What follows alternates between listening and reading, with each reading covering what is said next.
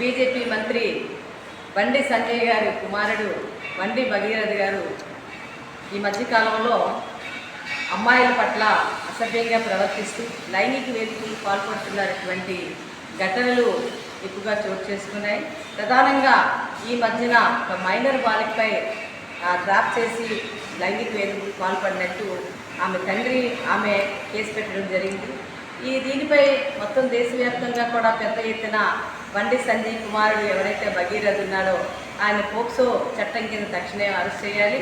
అటువంటి తండ్రిని వెంటనే ఏదైతే పదవిలో ఉన్నారో బండి సంజయ్ వెంటనే పదవి నుంచి బర్తరఫ్ చేయాలని చెప్పేసి మహిళా సంఘాలు, ప్రజా సంఘాలు, విద్యార్థి సంఘాలన్నీ కూడా పెద్ద ఎత్తున ఆందోళన చేస్తున్నటువంటి ఈ నేపథ్యంలో ఈరోజు ఆయనకు అరెస్ట్ చేయకపోగా వాళ్ళు తప్పించుకోవడానికి కూడా ప్రభుత్వం సహకరిస్తున్నటువంటిది చాలా తేటతెల్లంగా కనిపిస్తుంది. కాంగ్రెస్ ప్రభుత్వం అక్కడ ఏం చేస్తుందో మాకు తెలియనటువంటి పరిస్థితి.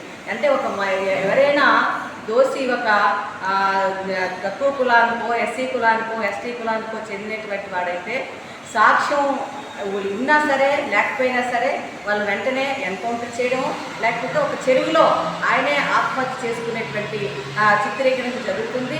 దానికి ఉదాహరణే విశాఖపట్నం తుని ఘటన. ఒక మైనర్ బాలికపై ఒక పెద్ద అయిన లైంగికంగా వేధిస్తున్నాడని చెప్పి ఆ కంప్లైంట్ వచ్చేటప్పుడు, ఉద్యమం చేసేటప్పుడు వెంటనే పోలీసులు తీసుకెళ్తుండగా పోలీసుల చేతుల నుంచి ఆయన తప్పించుకొని చెరువులో ఆత్మహత్య చేసుకున్నట్టు చిత్రీకరించారు.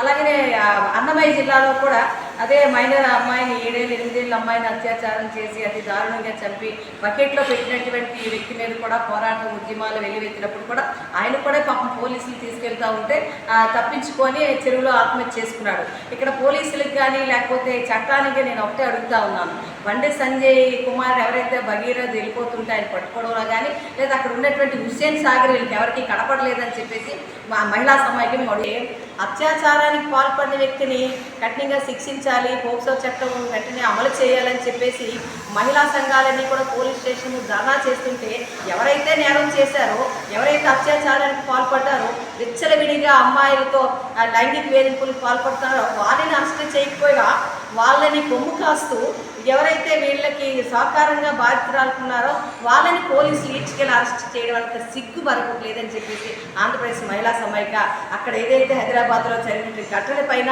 తీవ్రంగా ఖండిస్తూ ఉన్నాము. బేటీ బచావో అన్నారు నరేంద్ర మోడీ గారు. ఏదండి బేటీ బచావో అంటే? ఏ నినాదం కనుక ఎవరి ప్రయోజనాలు దాగున్నాయని చెప్పేసి ఇక్కడ కనిపిస్తూ ఉన్నది.